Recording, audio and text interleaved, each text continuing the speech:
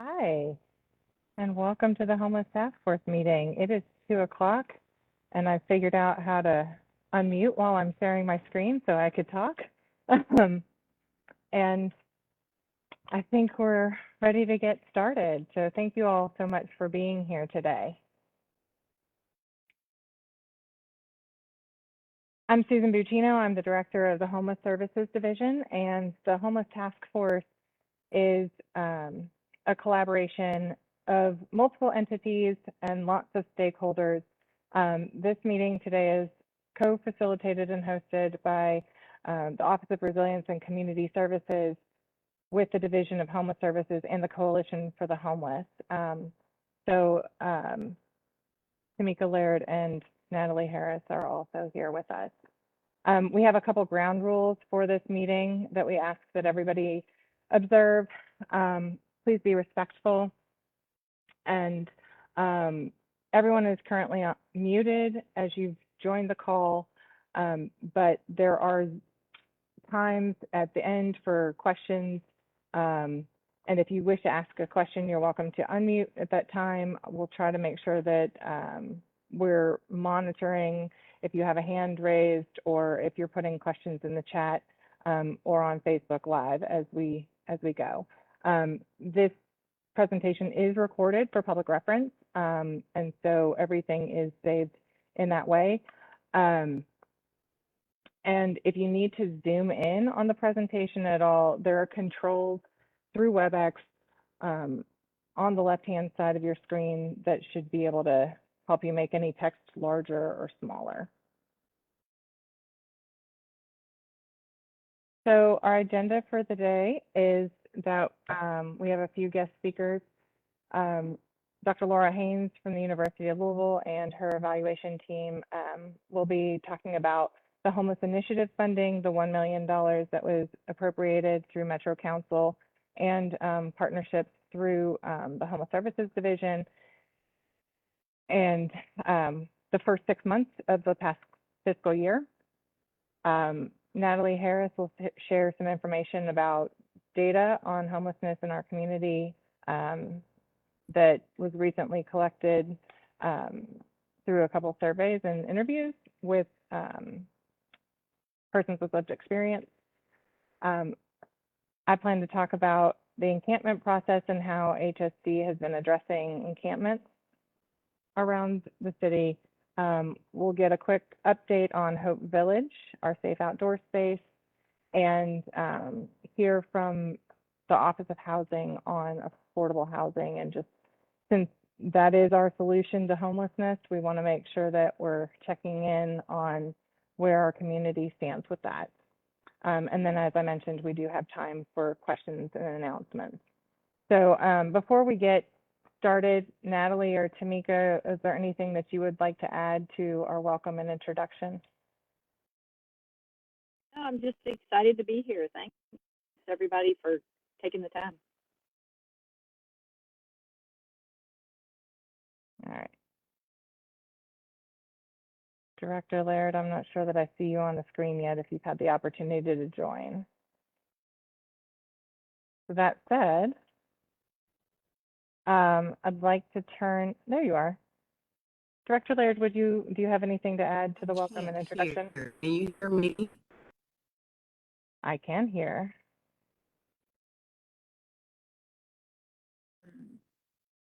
Can she hear me? Hello? Hello? Yes, I can hear you. Okay. Did you have anything to add to welcome and introductions? No, Dr. Buccino, I did not. I'll turn it back over to you. Well, Okay. thank everyone for joining. Thank you. All right, well then I would like to turn it over to the U of L evaluation team for a midterm report on the Homeless Initiative and the programs that have been funded through Louisville Metro's work on addressing homelessness in the community. Dr. Haynes and colleagues, let me know when you'd like to advance your slides.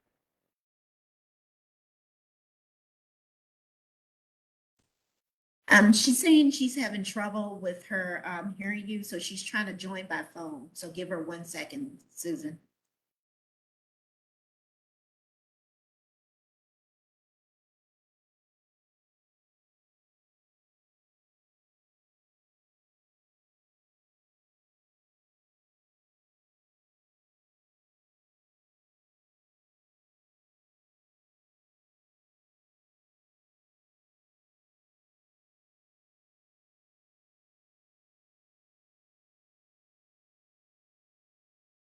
Can you all hear me?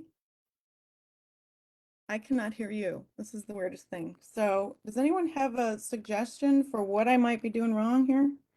Can someone speak so I can keep trying to hear you? Laura, we can hear you. Totally hear me. We can hear you. Ay, ay, ay. I don't have anything on mute. I have my volume all the way up. I mean, I can present. I just won't be able to hear if people ask me questions. So that sounds luxurious, doesn't it? You just have to listen to me. I don't have to listen to you. Okay. Well, Susan, should I just plug ahead? Should I just go ahead and present? Okay. And I'm guessing, Susan, you're going to advance slides for me. Is that correct? So I'm just going to watch this screen and sit back and talk. Is that right? Yes. Okay. All right. And am I loud enough? Do I need to be any louder? Am I to speak up or everything's good? Okay. Thanks, Natalie. All right. So thanks for bearing with me here. And this is a good way to get my heart started, isn't it? To just not be able to get technology going. Okay. So my name is Laura Haynes. I am the PI on the current homeless evaluation team from U of L, and I want to make sure to introduce my esteemed colleagues, Kelly Kinahan out of Urban and Public Affairs, Latrice Best out of Sociology. Kelly can't be here today. Latrice will be presenting with me. And so hopefully you can all let me know when she starts speaking if she's on. So, and then Cadence Gazo, who is a Master in Education candidate out of the College of Education and Human Development in their Counseling and Human Development program. So there's the four of us that have been involved in this process of evaluation for this fiscal year 2022. We have a new team member we'll be bringing on, so you'll be meeting her in future meetings. But for now, I'll just stick with the four of us because our new person, Claire, is not on today. So we're just going to plow ahead. And yeah, so we're going to be working on presenting about our midterm report addressing street homelessness for the 2021-2022 initiatives. And that's specifically for the July 1 to December 31st period. So go ahead. Okay, so we're gonna have, I think we have maybe 20 minutes to present. I'm gonna watch the clock because I tend to talk a lot, as Susan and others know, but we'll talk about some background and goals of the current initiative. We'll talk about the current report specifically and what projects are being summarized. We'll talk very briefly to summarize the activities that those projects have reported. Latrice will be talking about the demographics. So the figures that you're seeing, primarily those figures will be what Latrice presents from HMIS. And then I'll get back to talking about some overarching themes regarding communication and collective action, some challenges and specifically COVID's continued impact. We have a section on evictions that I'm just going to admit at the front end. This is not my area of specialty, so I'm going to thank my colleague Kelly Kinahan for providing us with some talking points regarding the eviction figure that you've got. That is really a nice trend analysis of the last almost 3 years worth of eviction data. And then I'll have some closing comments. So that's the plan. Okay, so in this last year, Louisville Metro Council appropriated $1 million to the homeless initiative and another $1 million to the homeless services division budget. And Louisville Metro's Office of Resilience and Community Services identified the following 4 goals, which have been common across the last few years of this homeless initiative. So things like importantly, moving homeless residents from unsheltered to sheltered, engaging, educating, and improving collaboration between social service organizations in Louisville, invigorating and motivating solutions to change outcomes of homelessness, and creating innovative solutions to fill gaps, to dissipate barriers, and mitigate underlying issues that led to homelessness.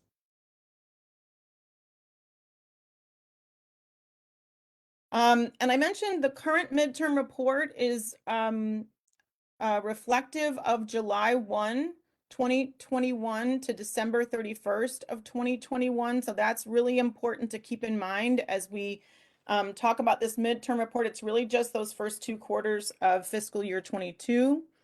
And also there are only some projects in the longer list of fiscal year 2022 projects that actually were reporting for various reasons. So we're just going to be reflecting on these 8 agencies and their projects as we move forward. So you'll see the Healing Place, Legal Aid Society, Salvation Army, St. John Center, St. Vincent de Paul, Volunteers of America, Wayside, and Wellspring are our focus today.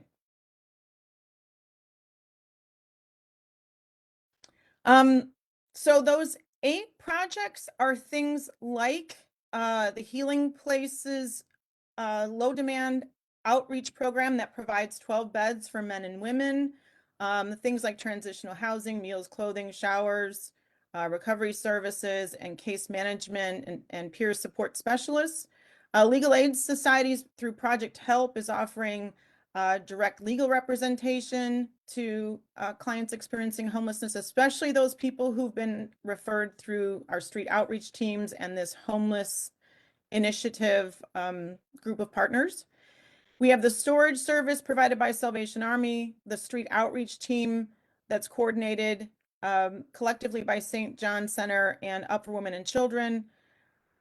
St. Vincent de Paul's sanctuary bed program that importantly allows for individuals to get single person rooms, especially when they are someone in crisis or who are feeling threatened by more congregate settings that are traditional in homeless shelters. We have Volunteers of America that does rapid rehousing and offers shelters to families who are in crisis.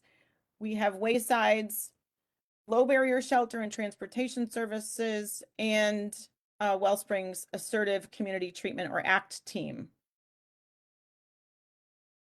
And on the next slide, I don't want to read all these details to you. These are in the full midterm report, but this is a very truncated version of another table that's in that report that just helps with what is it that those 8 agencies have submitted in their Q1 and Q2 reports as far as clients served. So what are some numbers, some of the data, some of the demographics of the clients they specifically have served. They also are reporting things like success stories and hurdles or barriers. So those are really important for us as an evaluation team to be thinking about and sharing with you. And you'll see some of the quotes from some of those reports in our midterm report as well. So again, you can see things like how many unduplicated services were provided. You can see some themes that each of these projects and the providers are reporting, say things like, what are some of our subpopulations who are especially at risk that might be noted in the demographics for a given organization, like you see from St. John's and Wayside, this comment that both organizations have made about that, a solid 1/3 of their clients served are reporting a history of domestic violence, reports of fleeing domestic violence, significant reports of mental health issues, and what other things they can say about whether clients, if they've reported or supplied the data, responded to these questions, what do we know about whether they are, they have disabling conditions, or are they chronically homeless, and so forth. So again, you can take a look if there's an organization that you're especially interested in, but these are all detailed in that report. And I'm going to move on to the next slide, if you don't mind, to introduce some of this section on the demographics. These are, it's important, these are data from only 7 of those 8 projects. And that's due to what you can see in the first footnote here, right? That the Legal Aid Society does not enter data into HMIS, so the Homeless Management Information System, due to confidentiality that's associated with client attorney privilege. So as Latrice talks about this next piece, just keep that in mind, that that's why you're seeing 7 of 8 initiatives reflected in these figures. So is Latrice ready? Can we turn this Yes. over to her? Is she on? There Yes, she is. I'm There's my on. girl. I wish I could hear you. Thank you, Latrice. You're welcome. So as Laura said, we're going to just essentially talk very briefly about some of the demographic characteristics from this time period. And so I'll start with this slide that she started to mention. And so this is essentially the age distribution of clients served. And as you can see, we've kind of there's been service to sort of the broad spectrum of age distributions, but we see most of the greatest needs have been between the ages of 25 to 54, and particularly within that 35 to 44 age group. Next slide. And so this slide actually looks at sort of gender identity of the clients served. And so about 64%, 1,024 of the clients were men, a third of those were women. Of note, there were 11 transgender individuals as well as 1 gender nonconforming person. Next slide here shows essentially the racial distribution. So figure looking at the distribution of racial distribution of clients. And so the majority of clients served identifies Black, African American, or white. I think it's important to note also here that the identified race of individuals and families served is pretty similar to that of Louisville's homelessness population, and reflects that homelessness is essentially disproportionately affecting those who identify as Black or African American. Next slide. And of the 1,861 clients served during this period, about 68 individuals, or essentially nearly 44% of the clients served identified as Hispanic or Latinx. And the next slide here, which I think is the final demographic characteristic slide, this essentially gives some context regarding the length of individuals' homelessness and unhoused status. More than a third of individuals served are categorized as chronically homeless. And so we do have some more data as it relates to some of the characteristics and some of the context. And so about 7% of the people served, the clients served within this time period, are veterans, and about 28% of those served reported some sort of domestic violence history, while 8 reported fleeing domestic violence during this particular period. About 37%, this isn't on the slide, but I kind of wanted to add these in here briefly for context.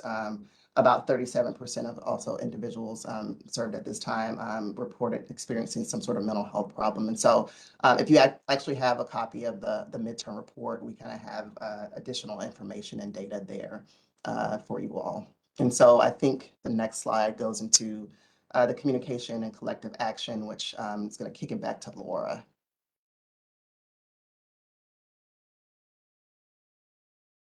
Yeah, I'm back here. Hold on.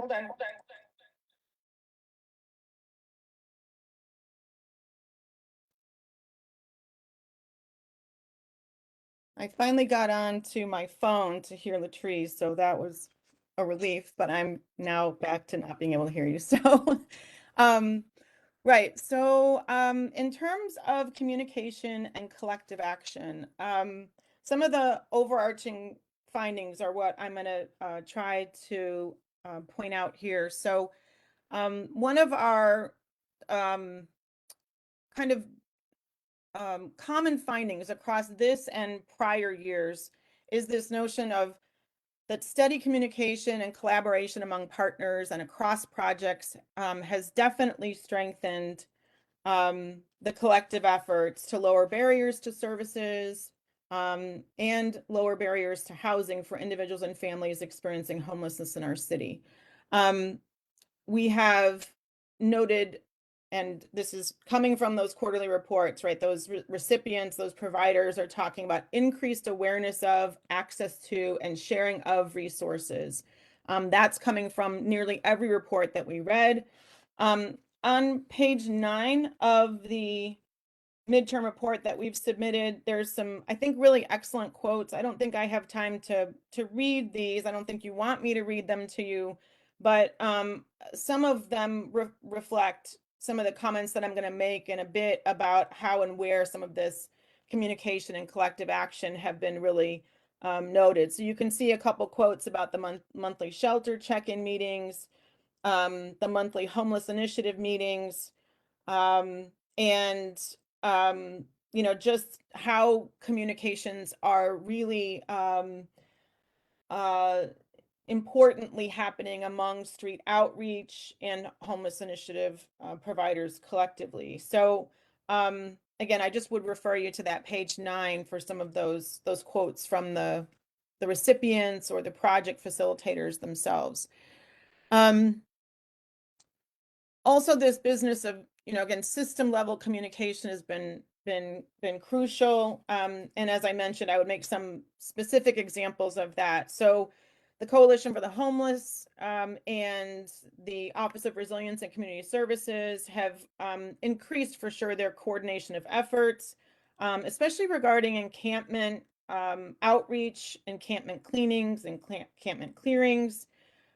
We could talk about, as another example, the Office of Resilience and Community Services monthly check-in meetings for funding recipients that nearly everyone reports is important and helpful, beneficial. The Homeless Task Force meetings like this, right, that are open to providers, volunteers, community members alike. I mentioned the outreach teams. So their bi-weekly Monday check-in, case conferencing, outreach, street outreach meetings have been reported as very important too, where they get to discuss individual clients, share challenges, share resources, and again, that opportunity to share success stories, right? Difficulties as well as successes. And then planning, right? That's where a lot of that planning regarding encampments has been happening as well. The Homeless Services Division has increased emails and communications with recipients, shared a distribution list with all the contact information from agencies and individuals involved in the homeless initiative. So again, all of this is just sort of pointing to the sturdier network of service providers among the system of services. Historically, entering and maintaining HMIS or Homeless Management Information System data has been challenging. It continues to be challenging, but the data entry has definitely improved for many of the organizations, especially those in this report. You can go ahead. So in terms of challenges and COVID's continued impact, certainly the nationwide staffing shortage spotlighted by the pandemics posed an inordinate challenge for nearly everyone in the report. People talked about difficulties in terms of staff turnover, filling positions, making sure that new staff was fully trained. That was a common challenge. Also, regarding COVID, certainly recipients participated in the shelter systems testing, isolation, and quarantine protocols, which happily resulted in low system-wide positivity rates, often that were lower than the citywide rates. But this still limited the number of clients served due to social distancing and safety requirements. It also impacted the hours of operation for many projects. A good example of that is the storage facility. And then that also had kind of trickle-down effects for things like the outreach team, right? Some of the hours of operation at various of these projects and providers meant that the outreach team couldn't quite as readily access clients at key sites. And lots of the recipients reported severe reduction in direct contact with clients across projects. Still, that tightened network of communication and collaboration increased. Everyone's ability, it seemed, to pivot through the pandemic. And we have this important last note about challenges is we can't forget, this is not just a side note, but the biggest barriers continue to be limited inventory of affordable housing and the increased time it takes to move someone with permanent supportive housing vouchers into housing. Again, that processing time seemed to pick up and improve as offices reopened through COVID, but the inventory of available affordable housing was still diminished by way of the eviction moratorium. So this next slide, I'll try to be quick about this, Susan. I'm watching the time.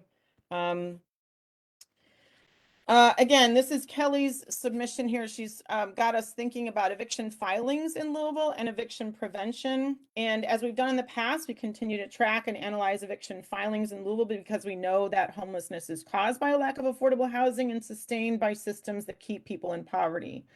Changes to eviction policy during the pandemic, specifically the moratoriums enacted at the state and federal levels, which have now expired, and massive amount of emergency rental assistance made available through federal funds, have affected eviction filing trends in Louisville and cities across the US.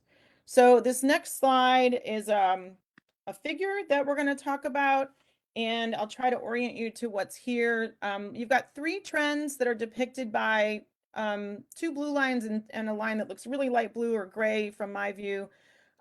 So what you should note is that on the vertical axis, you have eviction filings that were disposed, and then the x-axis or the horizontal axis is across time. And each of those colors in the legend, you've got 2021 represented by the darkest blue line, which is actually the middlemost trend there. If that, it's maybe hard to see in your view. It's a little, these 2 blues are pretty similar in my screen here. 2021 is the trend that dips the most extremely low.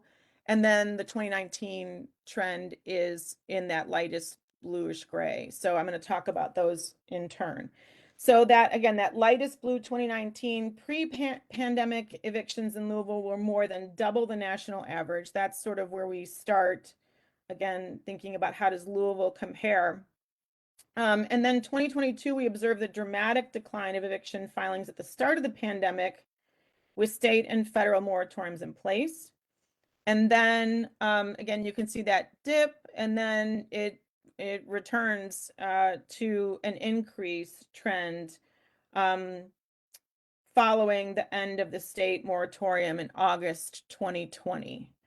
And then regarding that darkest blue line, that middlemost trend there, evictions remain lower than pre-pandemic times. We also observe an uptick when the federal CDC moratorium expired in August of 2020. And we've learned through the policy changes enacted during the pandemic that we can prevent many evictions with widespread rental assistance funds, coupled with limiting landlords' ability to file evictions. As a closing note on this slide here, Louisville Metro government is poised to make major investments in affordable housing and homeless prevention with American Rescue Plan funds, which are critical components of housing stability.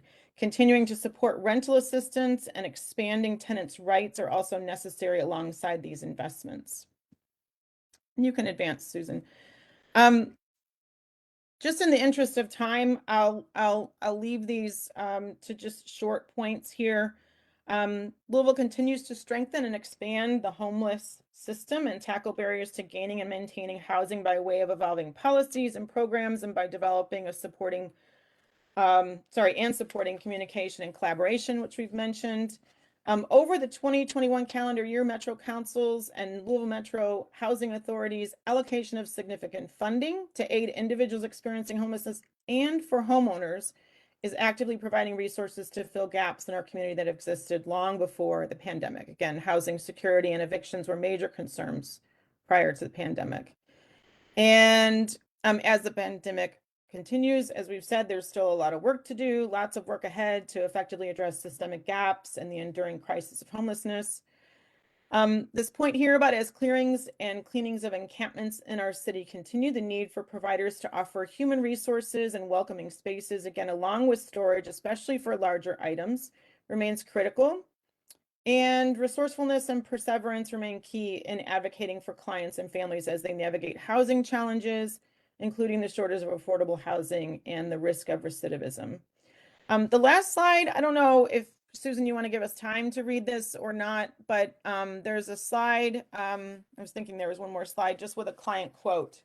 So maybe I won't read that to you, but you can note that that's one of the very last things in our report before our references. And I just want to point out that that's coming from those quarterly reports and from the providers who are reporting success stories. So I think this is just a really nice kind of summative thank you to those of you out there who are doing this hard work. So thank you so much. Thank you, Dr. Haynes and Dr. Best. And we appreciate all your work to evaluate what's happening in the community as we continue to evolve the system around homeless services. All right.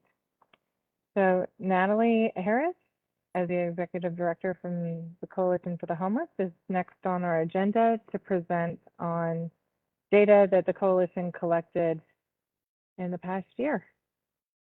All right, welcome everybody. I'm going to just give you a few slides of information. I will tell you that early in the pandemic, the Coalition for the Homeless was really head scratching about numbers. We had a lot of new organizations that were providing services and entering data in HMIS. And so one of the things about homeless services is the more we have, the more people we are able to report on and be able to put into the system. So you will see that if you start in 2018 and you look at the last few years, one of the things that's important to note is that prior to 2018, for the 8 years before that, every year we had a decrease in homelessness, or at least homelessness reported through HMIS in our city. But then in 2019, we saw the first increase. So that was pre-COVID. And then things continued to increase again in 2020 and in 2021. And as you will see from the report, almost all of that increase is in people who are not coming into shelter. And part of that was due to COVID. We did have a decrease in who could come indoors and who wanted to come indoors. But the other thing that happened is that we had a lot of other services that were happening outside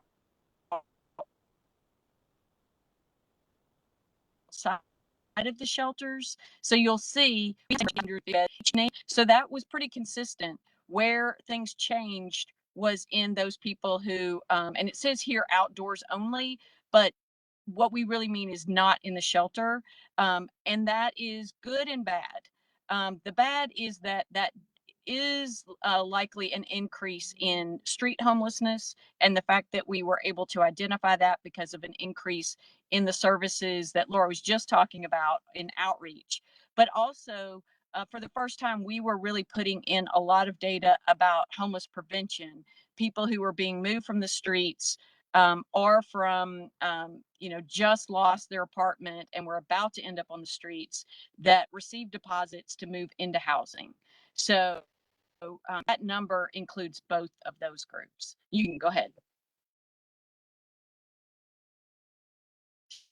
So some of the trends that we also are seeing as we look at homelessness, especially homelessness that is outside of the shelter system. Many, especially on the coast, over half of the people who are reported as sleeping outdoors are 50 and above. Louisville has not reached that yet. We are at about 37.5%. So over a third of the people that we're serving from the streets are over 50. And not only are we aging, but we also are seeing more people who have a disability. And I think all of us who have experienced COVID, which is all of us, are seeing that not just in people who are having to be outdoors or unhoused, but in our community at large. So the number of people who self-reported a disability increased by 25% from pre-COVID to after COVID. And the total number of people who self-reported in the 10,640 people who were served last year in the homeless system is 64% who said they had either a physical, mental, and our chemical dependency issue. It's important to note that people who are unhoused, and especially people who live outdoors, have a higher mortality rate. The national statistics show that men have 3 times the average mortality rate as housed men, and women have 5 times the mortality rate of housed women. So what we're hoping that you will do is go to this link. If you just go to our website, louhomeless.org, you can look at the sliders on the top page, and there is one that will link right to the homeless data. We took that, all that information, and worked with a group of local service provider experts, and we additionally talked to folks that were both on the streets and in the day shelters in the homeless system, and came up with a list of recommendations. And I think the recommendations is our last slide. So in that report, as it turned out, we came up with 4 major areas with recommendations under each of those for what needs to be done if we want to address this rising number of people who are unhoused in our community. The first and foremost, as always, is housing. Yes, we need 31,000 units, but we particularly get into details about how those need to be targeted and the importance of permanent supportive housing. One of the great things that happened during COVID is that LMHA took that opportunity to prioritize homeless people in getting access to both public housing and Section 8, but those people did not have the service supports that a voucher that came out of the Continuum of Care program would have. So we recommend that the community find ways to support case managers for all of those folks. And of course, I think most anybody who's going to be on this call also knows that we had we had a lot of funding that was dedicated to permanent supportive housing that came from the American Rescue Funds, and we are advocating to make sure that all of those projects are completed and put online as quickly as possible. Shelter was the second thing, and anybody who's known me for any period of time knows that I have advocated to take as much money as possible and not allocate it to the shelter system, but to the housing system. But we have neglected to address housing for so long now, for decades, since the 70s. And that buildup means that it will also take us decades to get back to where we need to be. And in the meantime, people are suffering. We're seeing that increased number of people with disabilities, the aging of our population, more families that are becoming homeless, and this is really dramatic for children. So we are seeking as much um, the congregate lowest people here in the community. And then it was surprising to see, because our medical system has become so complicated and so expensive, that we also need to really focus in that area if we are going to keep people safe and alive in our community that are unhoused. That includes a need for some place for people to go who are too well to be in the hospital, but need some type of care or other care, and the streets is not the place for them. Shelter is not set up to deal with that population, and so we need some kind of care. There's a long list of those kinds of list of things that we could do to improve our connection to the medical system to make things better. And then the last thing is a more coordinated community. Hireage is part of the lived experience, are part of creating the answer. And I think that's the end of my report. I don't, I just want to remind people, go to louhomeless.org to get the full report, so that you can learn more.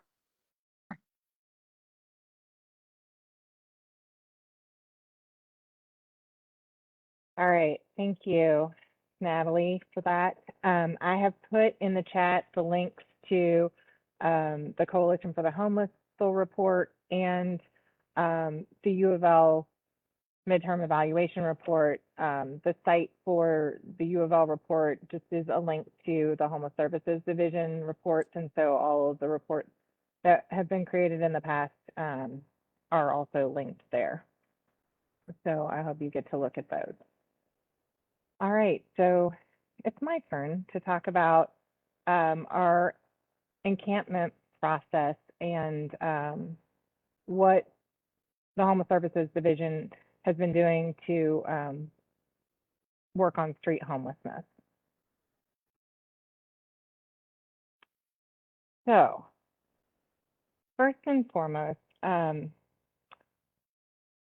HSC provides the Homeless Initiative funding, as Dr. Haynes and Dr. Beth mentioned, to many teams. But what we've worked on doing in the past year is really thinking about the gaps in the system and how we ensure that people can move from the street to shelter and into housing. So our goal is always to get people off the street, connected with services, and have a more permanent plan. So one of the things that we've tried to do in the last year with funding is think about how we can enhance outreach to the community, and specifically outreach around some of the more targeted outreach with mental health providers and substance abuse providers. And so that's been happening. What we've done over time, really, though, as a community, has been to look at the system of care. Service providers locally provide, they apply housing first principles, which means that they prioritize moving that person into housing and then working on any barriers that prevent someone from doing so. And then any additional services that someone might receive come in play afterwards. Because as a community, we believe that housing is a right, and that we underlie that with the knowledge that housing and that stability of housing meets a basic need that people can then thrive and make other life decisions successfully with that stability of housing. And so we've tried to really work on a holistic approach toward that, and had some amazing partnerships in that process. So as a community, really working together to make that happen. And over the last couple of years, we really have, as a community of providers, I think, enhanced communication and coordination so that people are getting that holistic approach. We still have things that we can do to enhance that as we're going. The outreach partners that we have partnered with at HSE over the last year include Block by Block Outreach Ambassador Program, Bridgehaven, Feed Louisville, The Healing Place, the 7 County Services Addiction Recovery Services has a team, St. John Center has a team, Wellsprings Assertive Community Treatment Team is on the street providing outreach and assessing people as needed. We are also partners with the Common Assessment Team that's out there. Legal Aid provides outreach as well. 7 Counties has a mental health outreach team. Numerous volunteer and grassroots organizations also are providing outreach and trying to build those relationships on the street. We know that it takes a lot of trust for someone who's experienced systemic failures in housing to work towards something different. And so those outreach teams are out there constantly building those relationships and offering services to connect someone to resources. And truly, the idea is to meet people where they are. We are also trying to build transitional options. So even though the goal is permanent housing, as Laura mentioned earlier, it can take a while for people to move into housing. And so looking at a variety of options, such as the Hope Village, and looking at bridge housing opportunities and emergency shelters. So we provide those options as well as a community. And again, our ultimate goal is affordable housing. We're very grateful that we have had the opportunity as a community to embrace the American Rescue Plan funds and direct those to housing. And so that $100 million that council has appropriated to affordable housing and homelessness provider services has been just really instrumental in how we can move forward in addressing the issues. So let's see. So that's how we're really trying to work with people. So we do have, as Natalie stated in her data, more and more street homelessness. And again, our goal really is to move people into housing. But one of the things that we do in the Homeless Services Division is provide services as a municipality.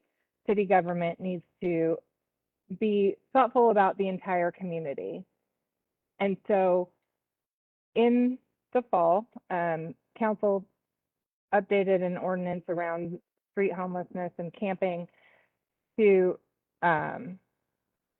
include a risk assessment. And so we've designed a risk assessment tool that is applied that looks at the health and safety risks of an encampment to both the residents of the camp and the surrounding neighborhood.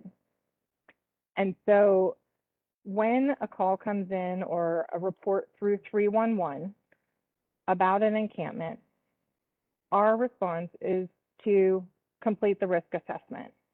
We have a new full-time encampment coordinator who's able to be out on the street routinely and spends way more time outside than inside. So thank you, John Pilbeam, for doing that. And he's very responsive to those reports and completes those risk assessments pretty quickly within a week. And so once we have established a risk assessment, that becomes a score that directs through an algorithm a remediation plan. Again, simultaneously to the report of an encampment, when HSD responds with that risk assessment, outreach teams are also notified that there's an encampment that's been identified. So most of the time, I think that our partners that are providing outreach are really well aware of what's going on around town. And so they might not already know about that encampment. But in the event that they don't, we've now added, that opportunity for them to be alerted to that. And so they're out there providing services to those residents. We're also trying to mitigate any hazards that an encampment might pose to the residents and the neighborhood by looking at how we can clean camps and pick up trash. Camps don't often have trash receptacles right there, so we've been trying to enhance how we do that and make sure that our outreach teams have trash bags that they can help distribute, and making sure that we're helping the residents of a camp get the trash bags to a place where Public Works can then pick those up. And so we've worked with Public Works to design a route that they frequent where we know that there are hot spots or prominent encampments, and so they can pick up trash throughout the week and try to mitigate that accumulation of debris. When it is determined that a camp needs to be cleared, we follow the 21-day ordinance from 2018, which means that we give camp residents 21 days notice that that area will be cleaned and cleared, and so that they have time to collect their belongings and relocate. We know that this is a traumatic event, and so we tried, and I'll talk about on the next slide, to do that with respect and compassion, and recognizing that this is something that really impacts those residents of the camp, but that camp might be very unsafe for both them and the surrounding neighborhood.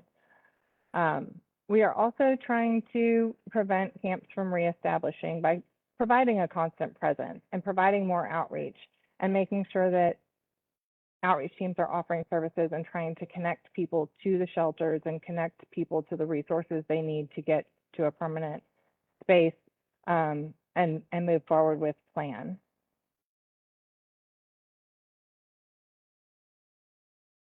So I just wanted to put up a slide about the 311 report, and this is a graph that delineates the report by Metro Council District.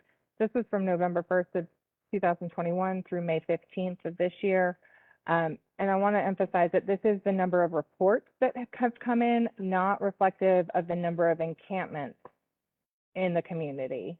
And so they're really just about visibility and community interest in those.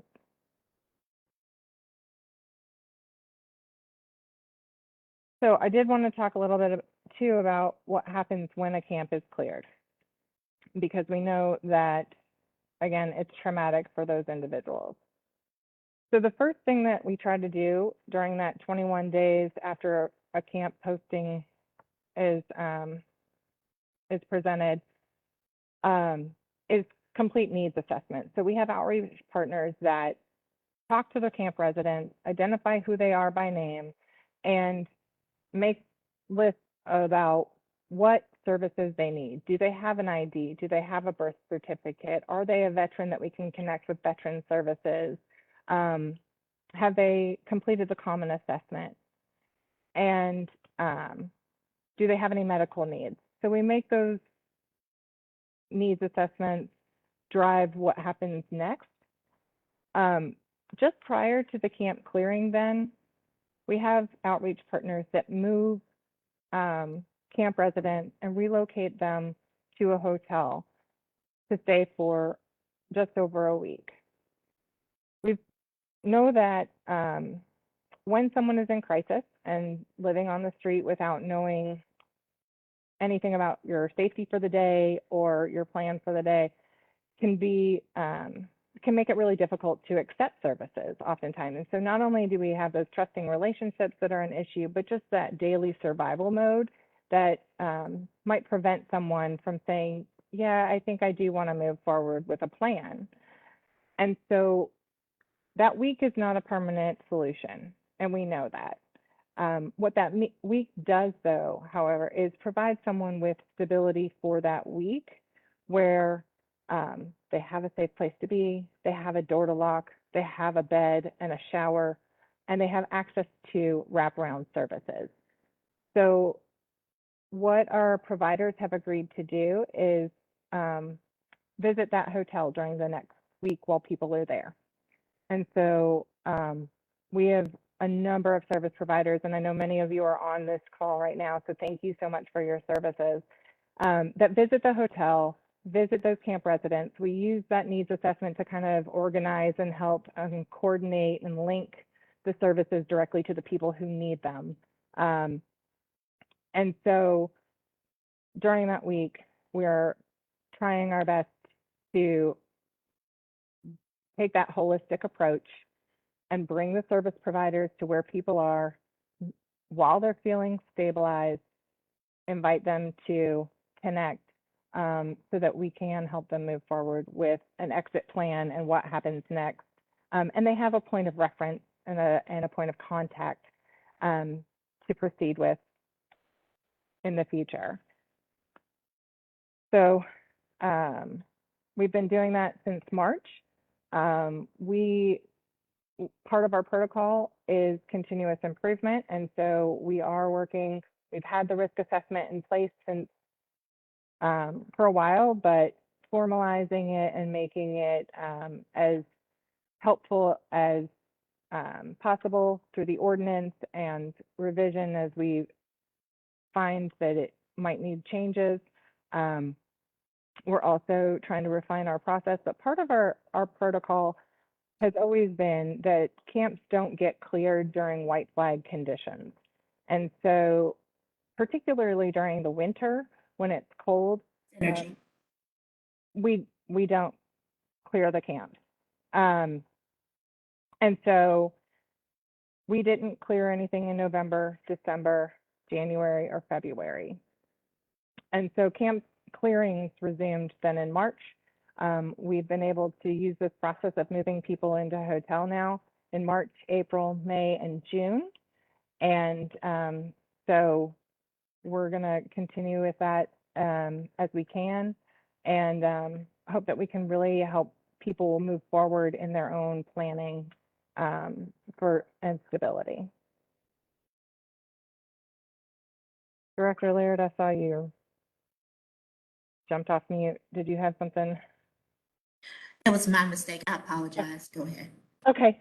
Well, that's all I had for these slides. So I just want to make sure before I moved on. All right. So next on our agenda, Angel Todd, the Director of Operations for the Hope Bus, and Tiny Heron Markwell, the Care Coordinator for the Hope Bus, are here to share with us some updates about the Hope Village.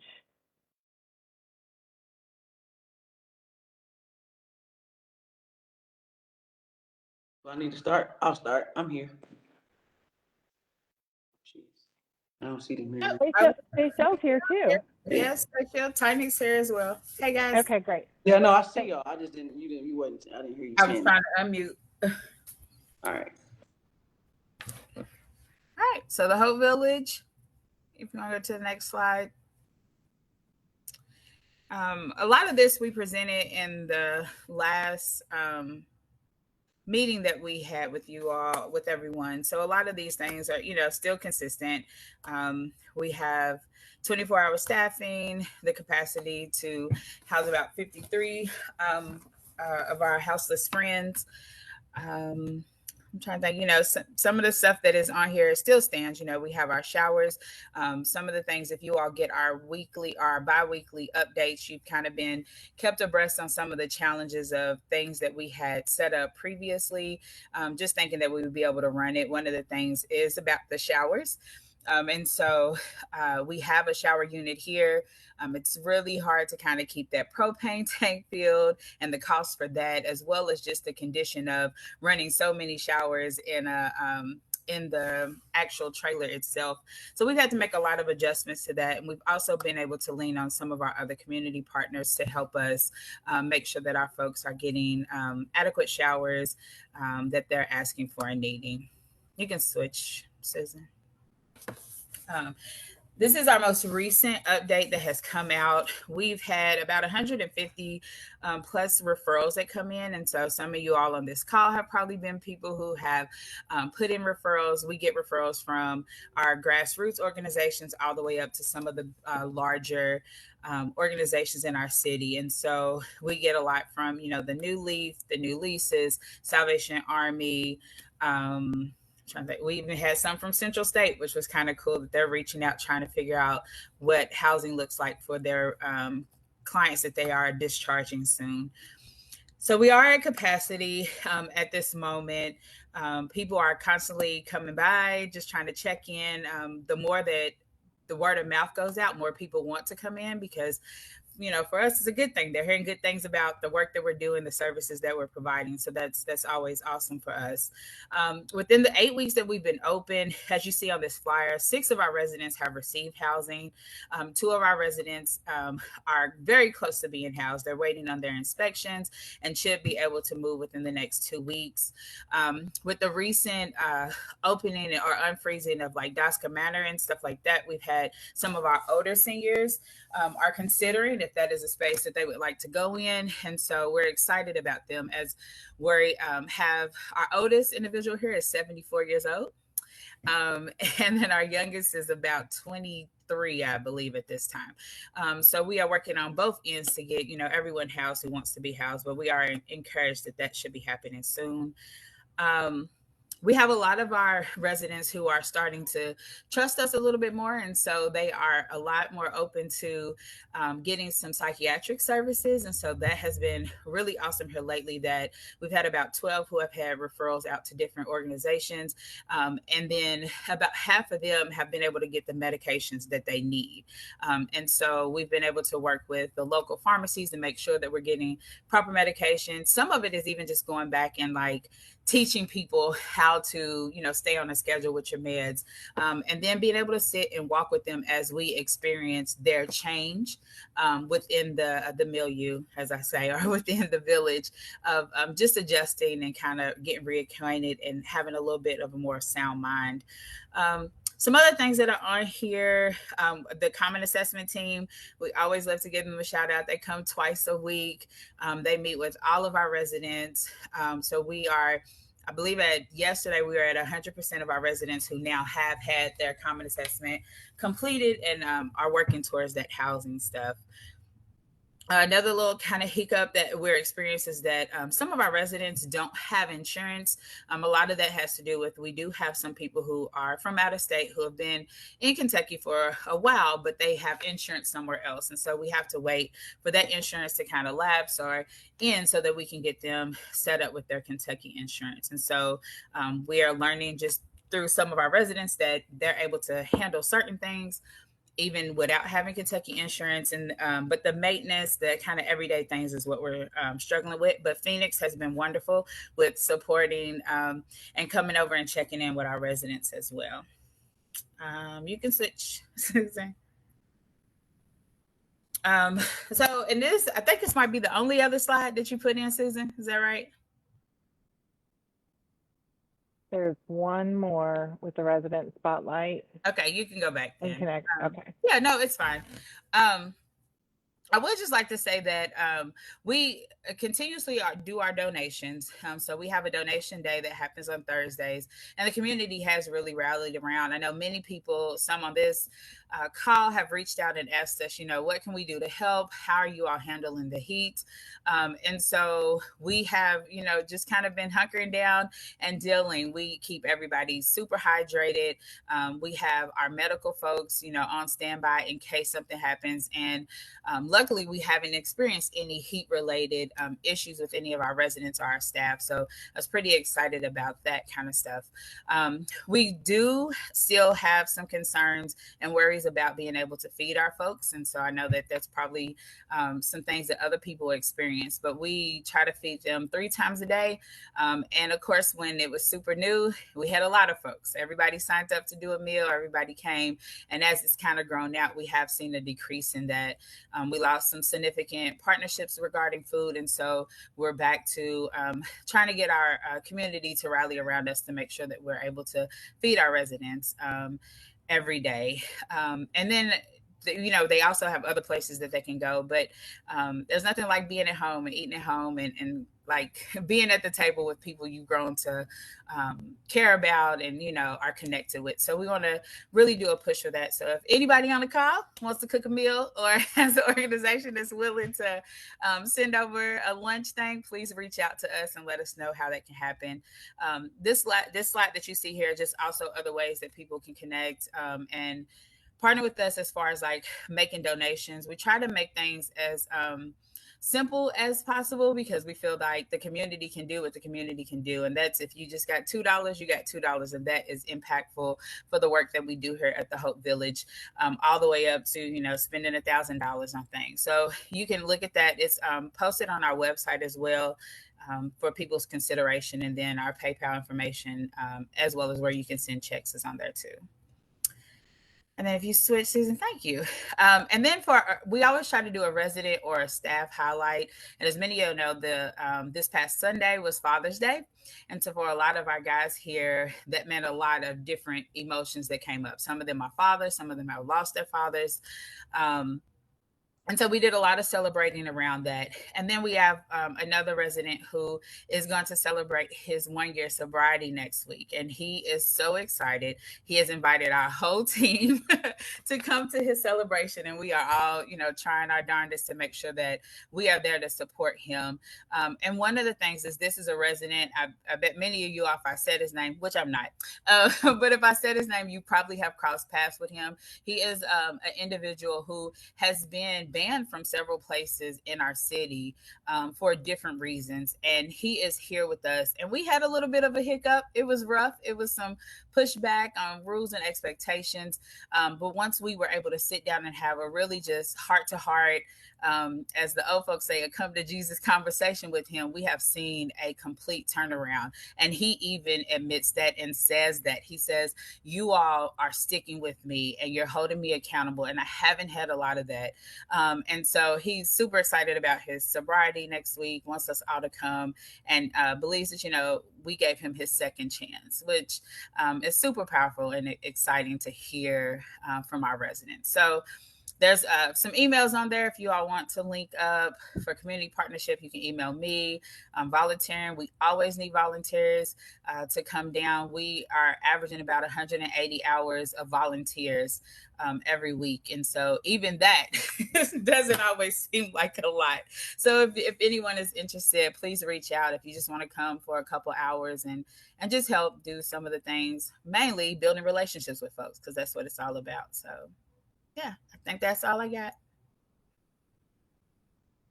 Thank you, Angel. I appreciate it. It's been fun to watch Hope Village thrive. All right. Marilyn Harris is on here to give us an update on affordable housing. First of all, Stachelle, Angel, don't disappear for 2 seconds, because I really want to give a big shout out to them and all the work that they're doing with the Hope Village. You guys are spectacular, and we are so proud of the work that you guys are doing, because you have just completely exceeded our expectations. So thank you both, Stachelle and Angel, for everything you guys are doing. It's quite amazing, and I love watching what you all are doing, and we are here for you. If you need anything, please don't hesitate to reach out. And Stachelle, your voicemail is full, because I called and left your voice. I leave you a voicemail and it was full. Okay. All right. All right. Thank you very much for that. We really appreciate it. No, thank you guys. So, hi, I'm Marilyn Harris. I'm the director of Develop Louisville, and I'm here to give you a very brief update on the affordable housing work that's going on. As many of you know, Metro Council allocated $40 million for affordable housing out of the ARP state and local fiscal recovery funds. The letters are just too many for me to say it. So anyway, so they have allocated the 40 million of ARP funds, and those dollars have been provided to the Louisville Affordable Housing Trust Fund, and they are open for business with accepting applications. So we're excited to start seeing those applications come in. Some really good things that we are doing that are permitted through that program is that our housing providers can get operating subsidy so that we can assist households at 0 to 30% of AMI, very low income people who can't afford to pay a lot in rent. The Treasury notice allows us to provide long-term operating subsidies. So that is out there and being used. I think I've seen one application come in. I don't know for sure, but they just had their what do you call it? Orientation. Sorry, I could not think of the word for the life of me. They just had their orientation the 15th and 16th last week, and the applications are out there and open, and you can apply at loutrustfund.org. It'll take you to a portal called Bonfire, where you can make application if you're interested in applying or you know someone that is. The second part of the work that we're doing is the permanent supportive housing. And so we have put out a NOFA for $32 million of permanent supportive housing. And we have got responses back, and we have entered into negotiations with 4 projects. I think that's right.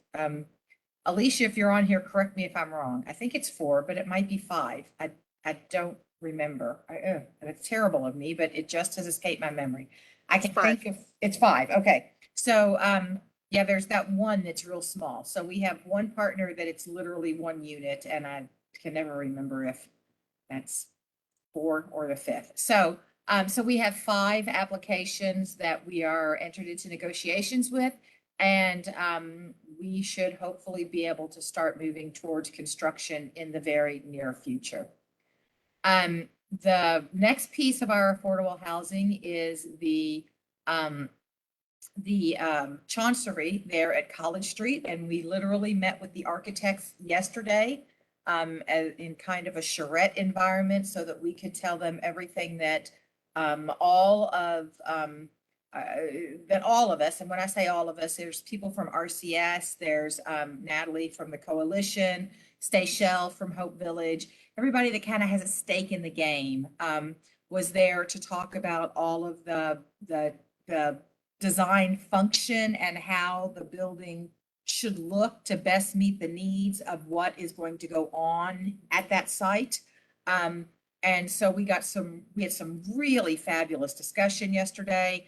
Stachel's input is critical because she's there on the ground doing the work with the population that we will eventually be housing there. And so again, it was just really awesome to just have an open forum so everybody could express what they wanted. So we are really trying to make sure that that site is designed with the population we want to serve in mind. And I think that's important for everyone to understand.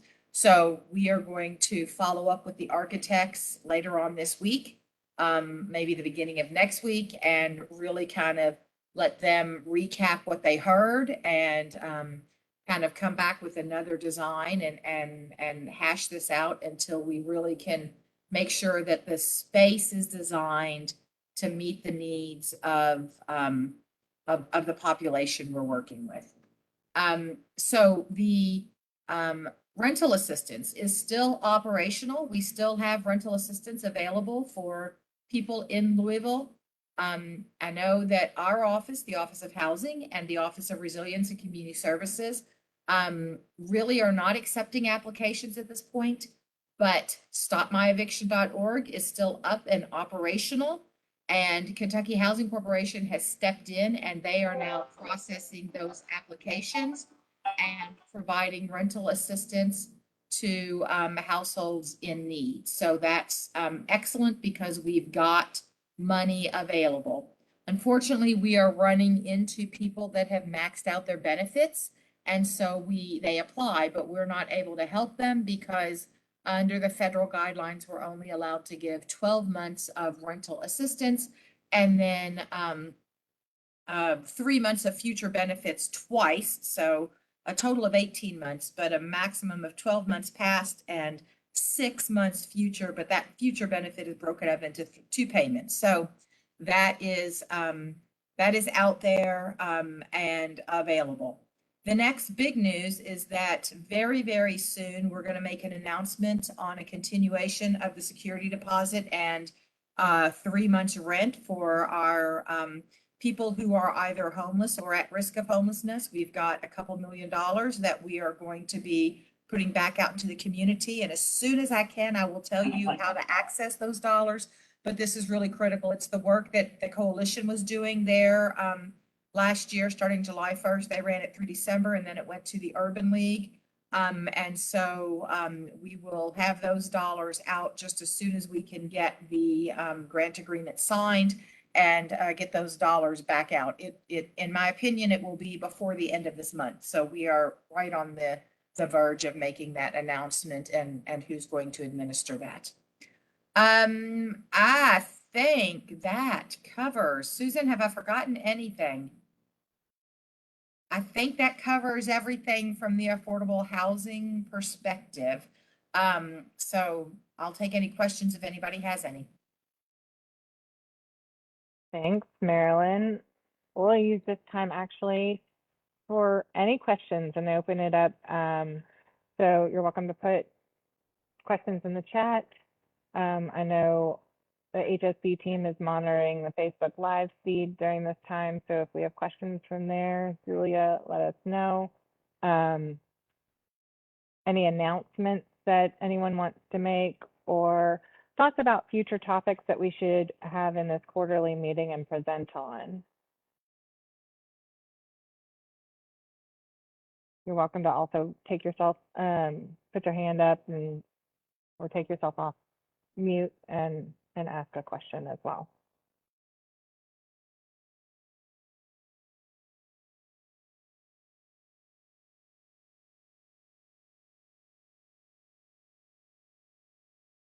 Hi, can you hear me?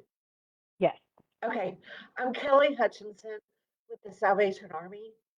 And in the report, I think that I heard you say that the future is uncongregate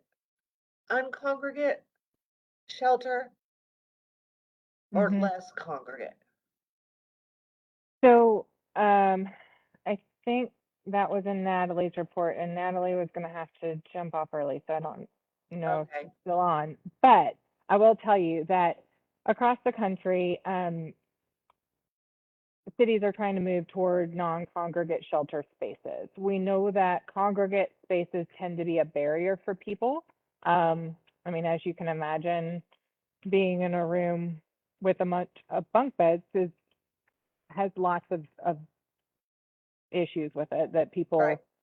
don't want to deal with.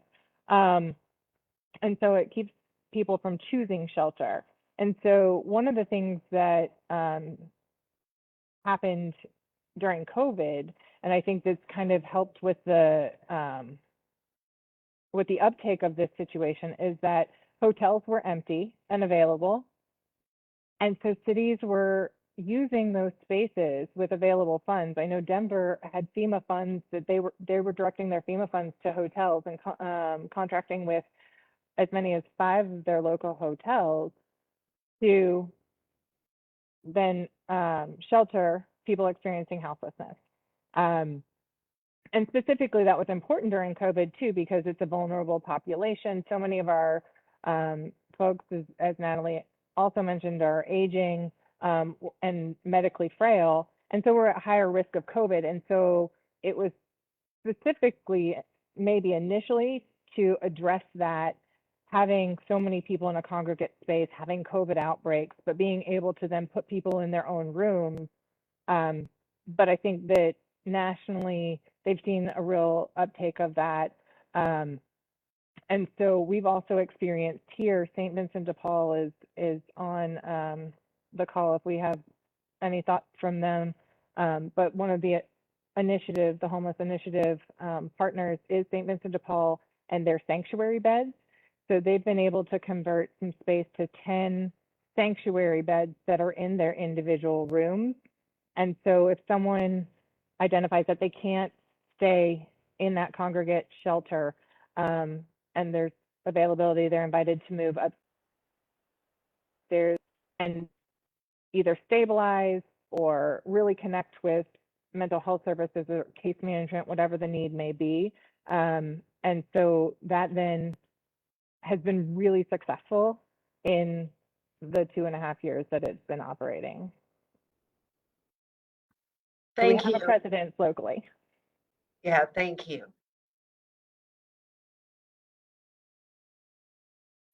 I'm sorry, Susan, I just do want to, I did think of something I forgot. Okay. We are, working to provide, renovation dollars to several of our, homeless shelters.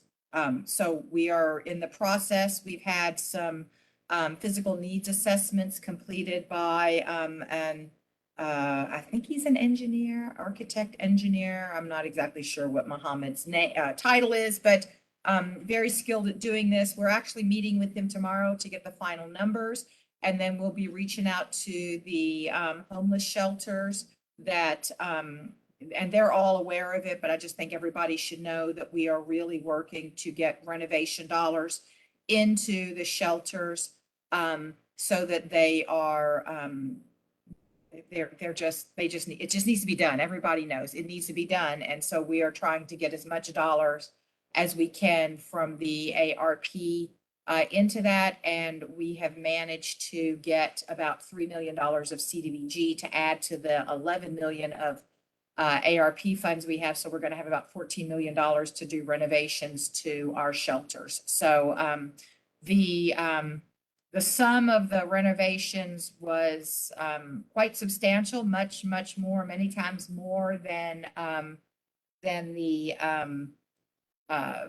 than the budget allows. But our fella is going back and trying to get us a more realistic number so that we can allocate these $14 million to our shelters. So please, everybody know that we are working on that, and we have not left our shelters out of this discussion. We are doing everything we can to get as much money into the hands of our shelters to make them, to make the necessary and needed repairs.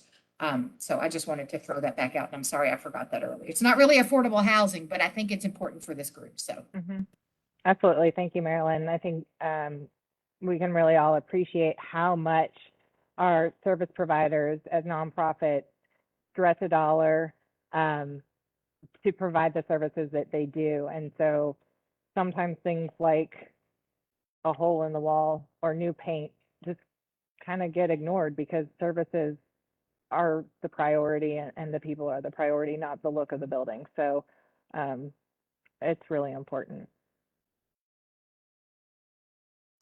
And Susan, there are no questions in the live chat. So if anyone else has anything on this call. Okay. Thanks, Julia.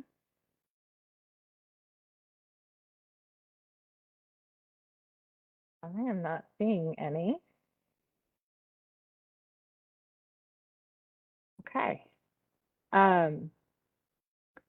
So just want to come back to this task force structure. And I want to put this up here. We do have some updates that we need to make to some of the words on here because Mary Frances Schaefer has stepped down in her role at the Coalition for the Homeless, and Brandy Scott is now part of that. But I wanted to put up here specifically all these subcommittees that we have under this task force structure. Tamara, do you have any mental health and substance abuse committee updates that you wanted to share? Only updates that we pretty much narrowed down the top 5 gaps and barriers that we have been discussing. So those were one was housing navigation resources at the case management level. The next one was hospital discharge issues, like no warm handoffs to services once people get discharged from the hospital. Shortage of respite services for people that have medical needs, lack of housing options, and then housing options for domestic violence victims. So those were like our kind of starting 5 identified gaps and barriers that the subcommittee has been discussing. Thank you. And I'm not sure that really any other committee at this point has updates, but we're always looking for more engagement in these subcommittees. These committees are working committees and rely on community input. We know that stakeholders span sectors and specializations and just knowledge and resources. And this is a community-wide problem, and it takes a community-wide solution and all partners. And so, so many,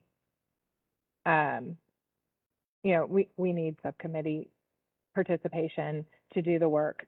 And so if you have and would like to get involved, I wanted to introduce the HSC team so that we can invite you to be on subcommittees. If you know you want to do that, please send us an email. We have, since the last Homeless Task Force report out in March, We've added John Pilbeam as the encampment coordinator to our team, and Heather Bruner as our project manager. And so we're building our team. We still have some openings, but you can reach us at hsdinquiries@louisvilleky.gov, or any of us, our first name and the last name, at louisvilleky.gov. And we'd be happy to put you on the subcommittee. We are also still seeking some homeless resource outreach specialists. HSD has 5 open positions where we're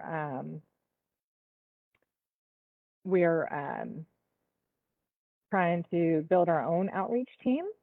So I should say 4 open positions. We've been able to fill 1 to start on Monday.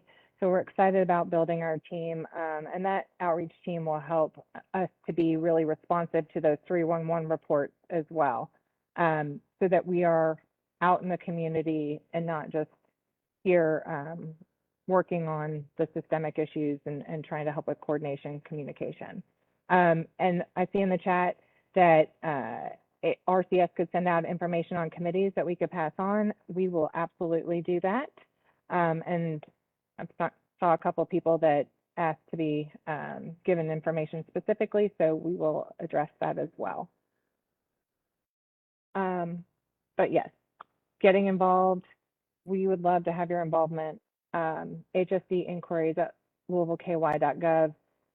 If there's anything that we can do to support your work, connect you with other resources, and certainly include you in part of the task force work and subcommittees. So before we conclude, just want to give one last opportunity for anything in the chat.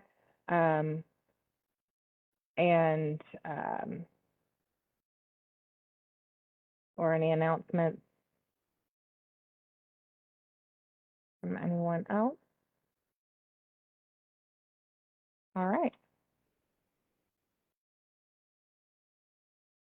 Well, it looks like there's requests for the PowerPoint, so we can use the distribution list that we have. If you've joined us and need to get on our distribution list because you didn't get a direct invite to this meeting, please let us know, and we will add you to the distribution list. But we will send a copy of the PowerPoint to the distribution list. And that's all we have. So Director Laird, was there anything else that you wanted to add to this today? I think you pretty much covered it. You All and right. the team, and this has been a great presentation. So thank you so much. So again, And thank you, everyone. Yeah, thank you for your participation. Thank you so much to all of our partners in the community and the service providers. Everybody is working really hard to address this issue, and you're all appreciated. So thank you.